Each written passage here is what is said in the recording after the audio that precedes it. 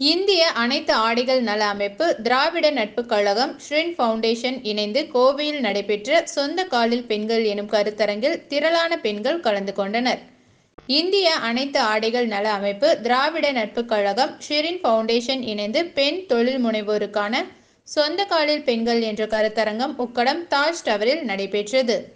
ஷ்ரின் foundation நிறுவன தலைவர் doctor G. Mohammed Rafiq தலைமையில் நடைபெற்ற இதில் திராவிட நட்புக் கழகத்தின் தலைவர் சிங்கராயர் அனைவரையும் வரவேற்று பேசினார்.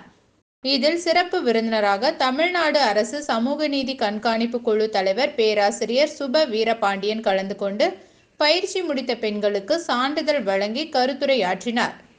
அதாவது பெண்களுக்காக தமிழ்நாடு அரசு எத்தனையோ திட்டங்களை முன்வைக்கிறது. ஆனால் அந்த திட்டங்கள் எல்லாம் பெண்களை சென்று அடைகின்றனவா என்கிற ஒரு கேள்வி இருக்கிறது. அது வெறும் அரசின் பணி மட்டுமல்ல, ஒரு சமூக அமைப்புகளின் பணியாகவும் அது இருக்கிறது. அதை எடுத்து இந்த அமைப்பு செய்து கொண்டிருக்கிறது என்பது நமக்கு மகிழ்ச்சியும் ஊக்கமும் தருகிறது.